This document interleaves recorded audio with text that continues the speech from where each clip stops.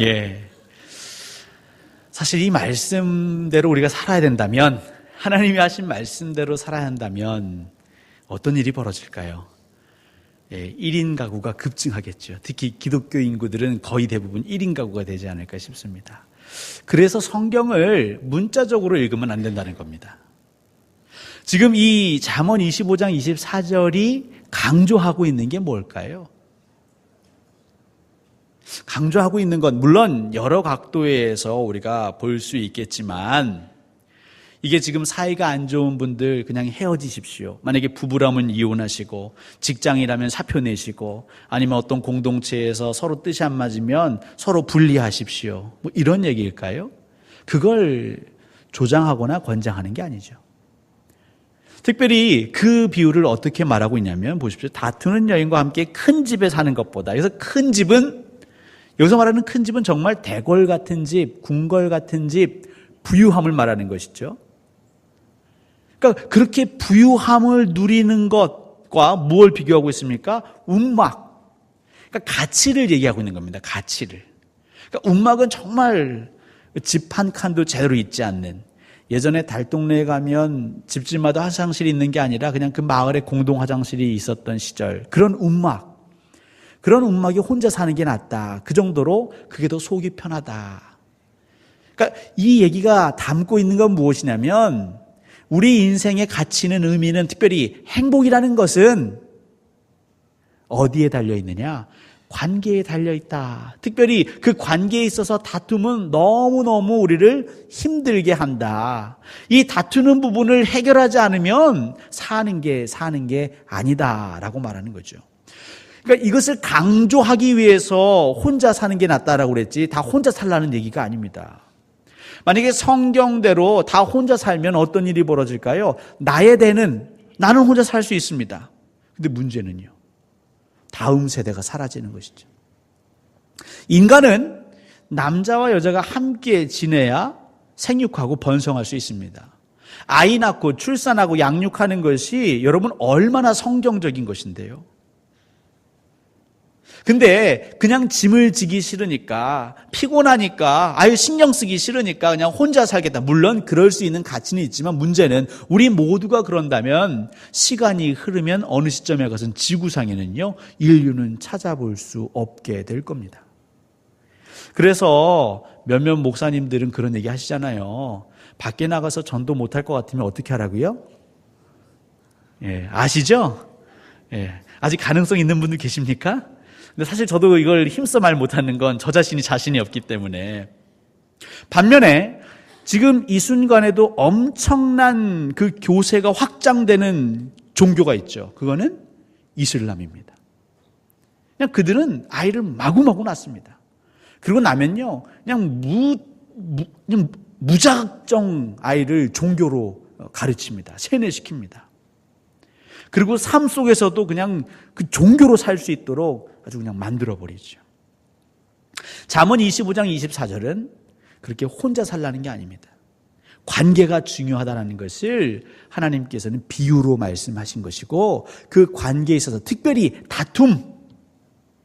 여러분, 함께 사는 데 있어서 다툼은 어찌 보면 당연한 거죠. 그러니까 다툼이 없는 삶, 그건 거의 존재하지 않습니다. 다시 말해서 내가 누구와 다투었다 흠이 되지 않습니다. 가끔 이런 표현 하시는 분들이 있으세요. 저희가 이혼 직전까지 갔어요. 여러분, 그건 당연한 겁니다. 자, 저는 이혼이라는 단어를 생각해 본 적이 있을까요, 없을까요? 제가 문제만 내드리고 답은 말하지 않겠습니다. 제가 잘못해서 그러는 거죠. 제가 잘못해서. 저와 함께 사시는 분은 1.1핵은 아니지만 거의 오류가 없으시고요. 제가 그 말을 잘 안 따라서. 근데 제 욕심대로 되지 않기 때문에 사람은 이걸 살아야 되나 말아야 되나. 근데 분명한 것은 다툼은 당연히 있을 것인데, 그 다음 어떻게 하느냐가 더 중요하냐는 것이죠. 특별히 저는 오늘 가트맨 박사를 소개해 드리려고 하는데, 이 가트맨 박사는 부부예요. 이 존 가트맨, 줄리 가트맨.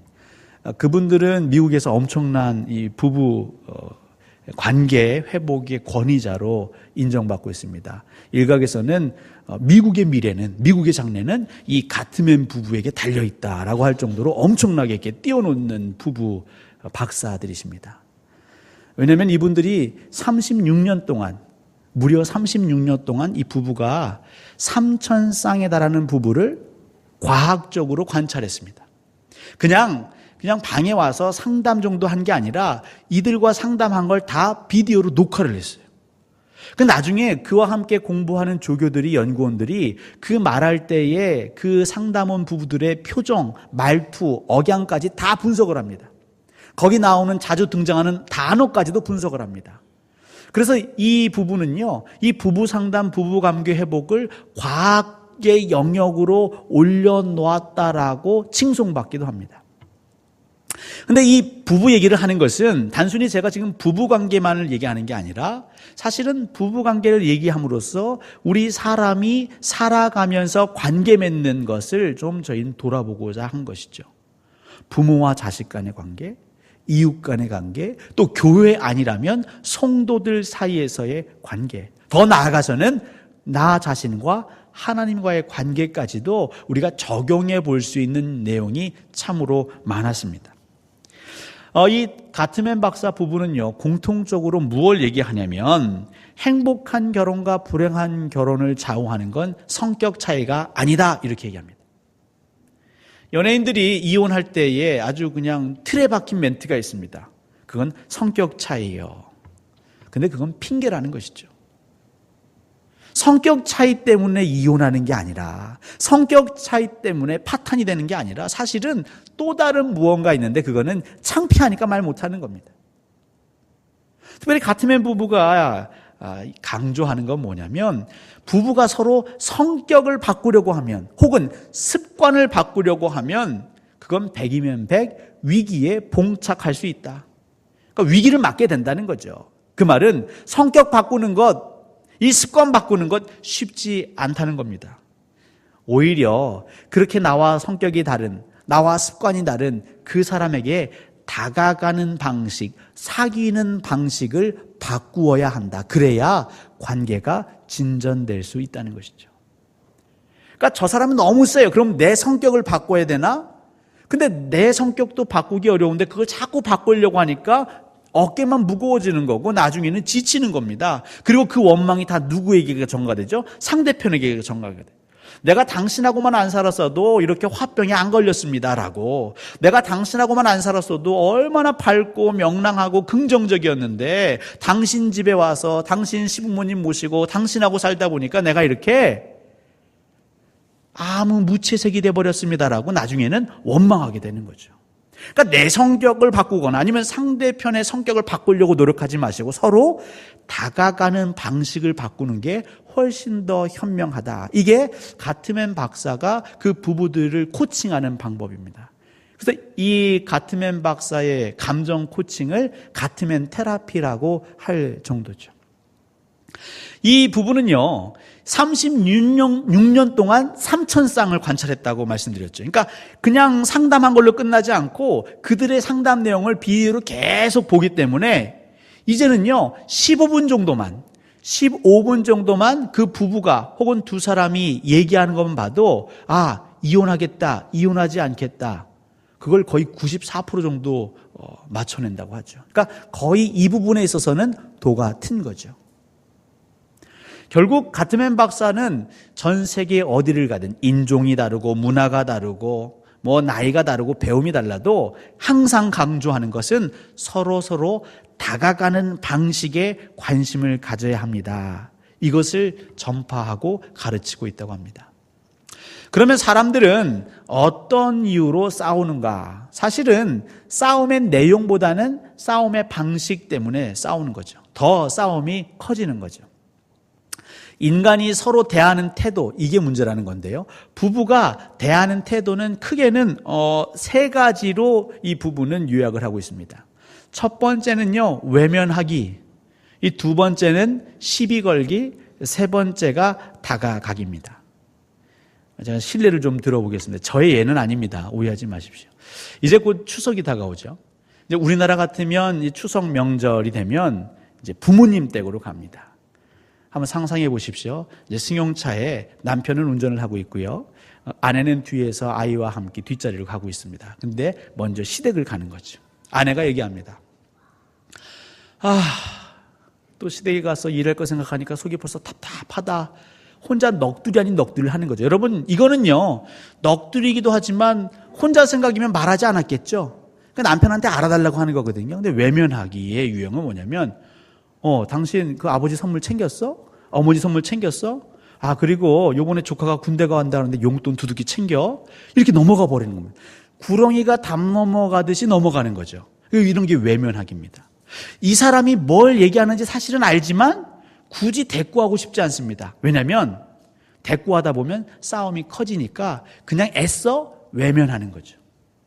근데 부부 사이에서만 그러는 게 아니라 또는 자식들도요, 부모를 외면할 때가 있어요.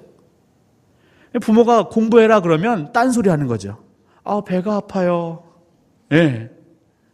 뭐 먹고 싶어요.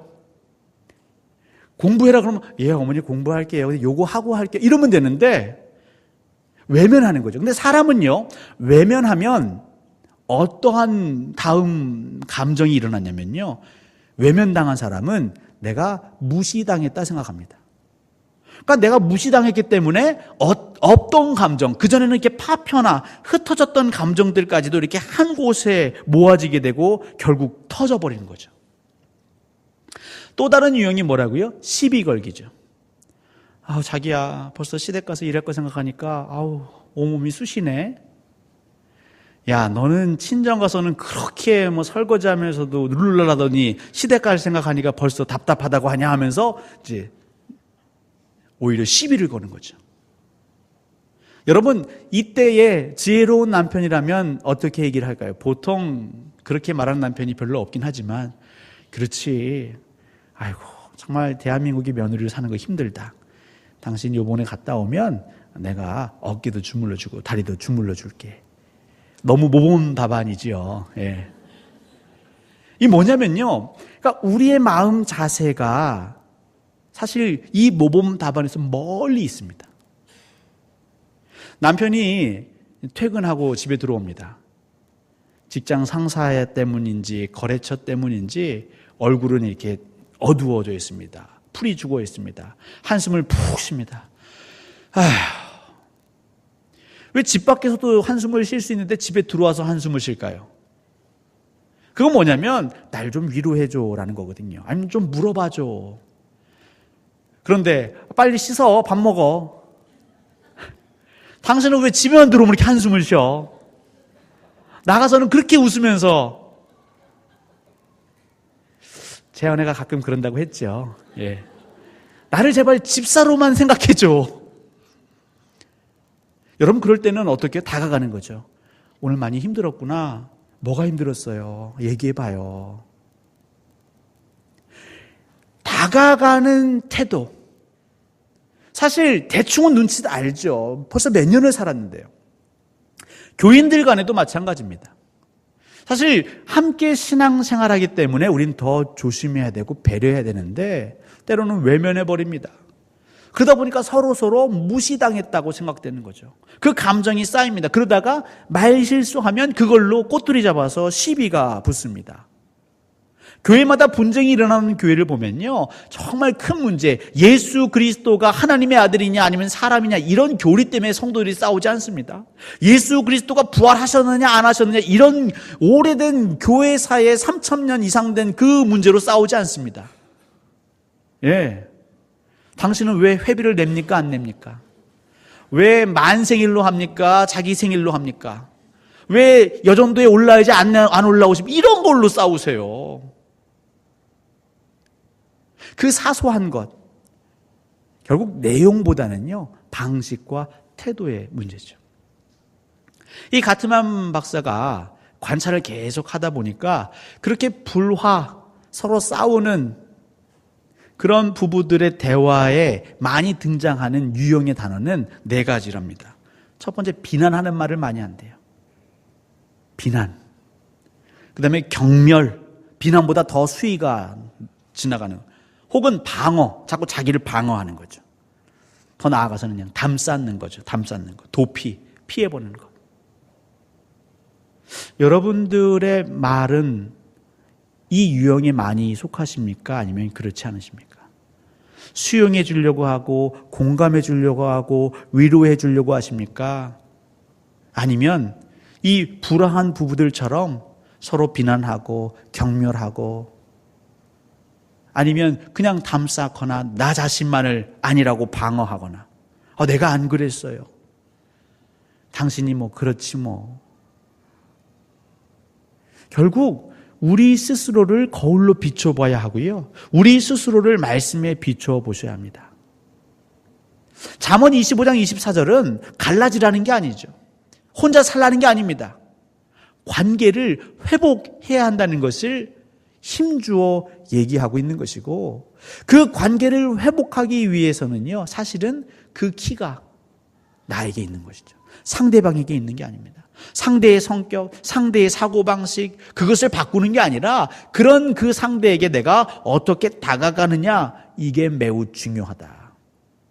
이 박사는요, 이 박사 부부는 그렇게 36년 동안 그렇게 부부들을 치료해 왔고요, 상당수 많은 부부들이 화해해서 잘 살고 있는 것이죠. 결국 관계가 좋아지는 부부 혹은 행복하게 살아가는 부부는요, 나름의 노하우가 있는데 그 중에 하나가 뭐냐면 조금씩 자주 표현하기라고 합니다. 그러니까 아무래도 서구식이다 보니까 그들은 뭘 얘기하냐면 하루에 일상 중에 가벼운 키스, 그 가벼운 키스가, 부부간의 가벼운 키스가 5캐럿짜리 다이아몬드를 그냥 기념일에 선물 주는 것보다 훨씬 낫다는 거죠. 그러니까 이제 우리 한국적인 정서는 좀 다를 수는 있겠지만 그 가벼운 스킨십, 더 나아가서 서로를 칭찬해주고 격려해주는 것. 가끔 지인한테 연락이 옵니다. 근데 평소에 연락 안 오다가 딱 전화 받으면 보통 저희들은 이렇게 묻죠. 제 나이대가 있으니까 결혼하냐? 그러면 10중 8구는 맞아요. 그러면 서로 멋쩍어 하죠. 미안해요. 그리고 어떤 분들은 사실 경조사를 안 알리기도 하죠. 그냥 평소에 일이 없어도 안부를 물을 수 있지 않습니까? 전화로, 카톡으로, 문자로. 교인들도 마찬가지입니다. 저희 교인이 그렇게 많지 않지만 항상 어울리는 교인하고만 어울리면 그것도 문제가 되겠죠. 안부 물어주는 겁니다. 주일날 와서 한번 물어주는 거죠. 어떻게 지내세요? 괜찮으세요? 아이는 어때요? 근데 그런 거 없다가 갑자기 일손 필요하면 그때 전화해서 나 일 좀 도와주세요. 조금씩 자주 표현하는 것. 내가 부담되지 않을 정도의. 그리고 그렇게 관계가 좋은 사람들을 봤더니 또 하나 공통된 게 뭐냐면 부정적인 말보다 긍정적인 말을 5배 많이 한답니다. 여기서 조심하셔야 될 건 부정적인 얘기를 아예 안 할 수가 없죠. 근데 긍정적인 얘기를 더 많이 한다는 거예요. 칭찬을 더 많이 한다는 겁니다. 격려를 더 많이 하고 공감하고 수용하는 표현이 더 많다는 거죠.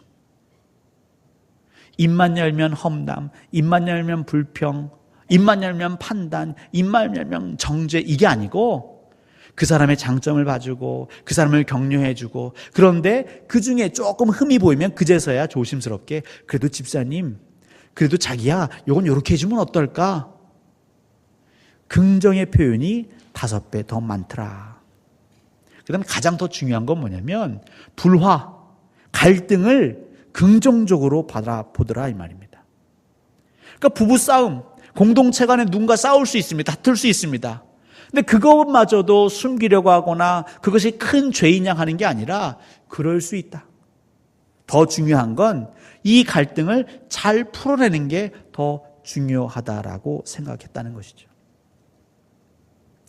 사랑하는 성도 여러분, 제가 오늘 제목을 달면서 혼자 사는 게 나을까요? 이렇게 여쭤봅니다. 여러분, 혼자 사는 게 나을까요?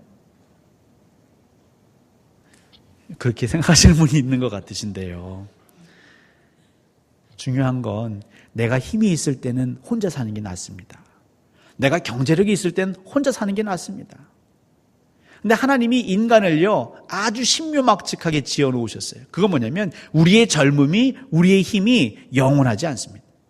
나의 지혜와 나의 지식이 영원하지 않습니다.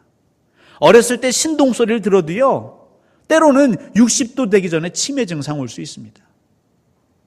젊었을 때 장사입니다. 쌀을 몇 가마씩 그렇게 짊어졌던 분들도 갑자기 약해질 수 있습니다. 인간은 혼자 살 수 없습니다. 지금 당장의 어려움 때문에, 괴로움 때문에, 불편함 때문에 혼자 살기를 선택한다? 그 다툼, 그 갈등 회복하는 걸 연습하지 않고 배우지 않는다? 오히려 누군가 함께 지내고 싶을 때 외로워지게 됩니다. 여러분, 정말 보람된 인생은 무엇일까요? 물론 나중에 우리 하나님의 나라에 가는 인생이 최고로 아름다운 인생이고요. 그 다음으로 아름다운 인생은 노년에 내 인생의 말기에 내가 정말 억만금 위에 앉아있는 것보다 더 많은 사랑하는 사람들 사이에 둘러싸여 지내는 게 제일 행복한 거죠. 나는 똑똑하고 나는 잘났고 나는 부자인데 더 중요한 건 정작 나는 혼자다, 외롭다, 비참한 겁니다. 그렇게 비참한 사람과 행복한 사람을 보면요, 갈등을 회피하는 사람, 갈등에 대해서 내 탓이 아닌 남의 탓으로 돌리는 사람, 이 다툼의 문제를 잘 해결할 수 있어야겠죠. 한국 교회도 마찬가지입니다. 과거 한국 교회는 민족의 어려움, 민족의 난관, 민족의 다툼에 있어서 함께 고민하고 동참했습니다. 민족의 독립을 위해서 우리가 무엇을 해야 할까 기도하면서 함께 머리를 맞대었습니다. 근데 언제서부턴가 그냥 그 다툼 있는 곳에 시끄럽고 복잡하고 힘들고 하니까 어떻게 해요? 그냥 우리들끼리 편하게 지내고 싶은 거죠. 문제없이 지내고 싶은 거죠. 때로는 나라가 잘못하고 정권이 잘못해도 쉬쉬하면서 그냥 지낸 것이죠. 그런데 지금은요, 이제 세상이 우리를 왕따시킵니다. 교회가 외로워지고 있습니다. 어느 누구도 교회를 지지해 주지 않습니다. 우리가 사는 날 동안 다툼은 계속 이어질 것인데 그 다툼을 어떻게 바라볼 것이고 그 다툼 가운데 우리는 무엇을 할 것인가. 그러면서 가트맨 박사는 얘기를 하는 거죠. 행복한 두 사람이 행복한 세 사람을 만든다.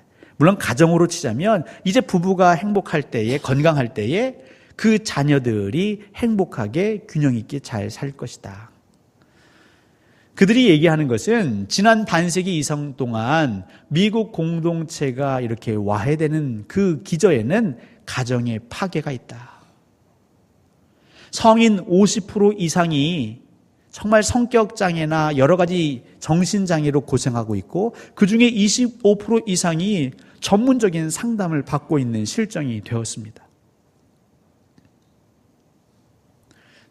두 사람이 잘 되는 그곳에 그 다음 세 사람, 네 사람 늘어나는 것이죠. 다툼을, 그 위기를 잘 극복하는 그곳에 또 다른 어려운 사람들이 와서 회복을 경험할 수 있는 것입니다. 정말 교회가 하나님의 집이라면 돈 없고 먹을 물도 음식도 살 수 없는 이들이 와서 돈 없는 자도 와서 먹고 마실 수 있는 곳이 교회라면 나의 공로가 아닌 오직 하나님의 은혜로 우리가 거듭나서 예수 그리스도의 은혜로 다시 회복되는 곳이 교회라면 우리들 스스로 이 다툼이 있는 곳을 바꿔가야 할 것입니다. 여러분, 다가가는 방식, 태도를 바꾸라고 말씀하십니다. 외면하지 마시고 시비 걸지 마시고 한번 다가가 보시죠. 그게 입장을 바꿔놓고 아니겠습니까?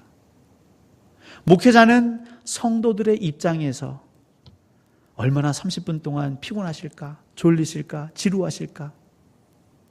그런 거 없으면요, 나중에는 성도들이 졸든 말든 저 혼자 제 할 얘기하고 끝나겠죠. 여러분들도 목사의 입장에서 또 동료들끼리 또 성도들끼리도 서로의 입장에서 그렇게 다가가려고 할 때에 그 공동체는 화목해지고 화평해지는 것이죠. 여러분, 혼자 살려고 생각하지 마십시오. 꿈도 꾸지 마십시오. 혼자 사는 것 지금은 행복할지 모르겠지만요, 내일이 없습니다. 미래가 없습니다. 다음 세대가 없습니다. 여러분, 하나님의 심판대 앞에 가면 하나님이 책망 안 하십니다. 너는 너만 생각하느냐? 왜 다음 세대에게는 기회를 주지 않느냐? 우리의 부모 세대들이, 우리의 믿음의 선배들이 자기만 생각하고 다툼이 싫어서 다 뿔뿔이 흩어졌다면, 교회를 지키지 않았다면, 함께 눈물을 흘리며 기도하지 않았다면, 우리에게 아름다운 교회 전통을 물려주지 않았다면, 우리는 이렇게 아름다운 교회에서 신앙생활 할 수 없었을 것입니다. 사랑하는 성도 여러분, 다툼을 죄악시하지 마십시오. 물론 우리의 연약함입니다.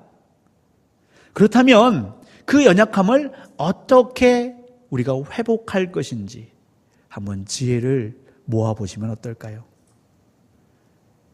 여러분의 위로자 되시고 상담자 되시는 보혜사 성령님과 함께 우리의 관계의 회복을 위해 연습하시는 한 주. 특별히 제일 연습하기 좋은 게 부부 사이입니다. 사이가 좋은 부부는 더 좋은 관계를 위해서 연습해 보시고, 또 부모 자식 간에 연습해 보십시오. 그리고 우리 교회 성도들과 이웃들과 또 일터의 동료들과 여러분 다가가시는, 특별히 예수 그리스도의 사랑을 안고 다가가시는, 그래서 움막에 사는 게 좋다고 뛰쳐나가는 사람들을 우리가 붙잡고, 아니 큰 집에서 안 다투고 사는 게 얼마나 더 행복하겠냐며 우리 주변의 사람들의 마음까지도 풀어주시는 그리스도의 천사들, 하나님의 일꾼들 되시기를 우리 주님의 이름으로 간절히 소원합니다.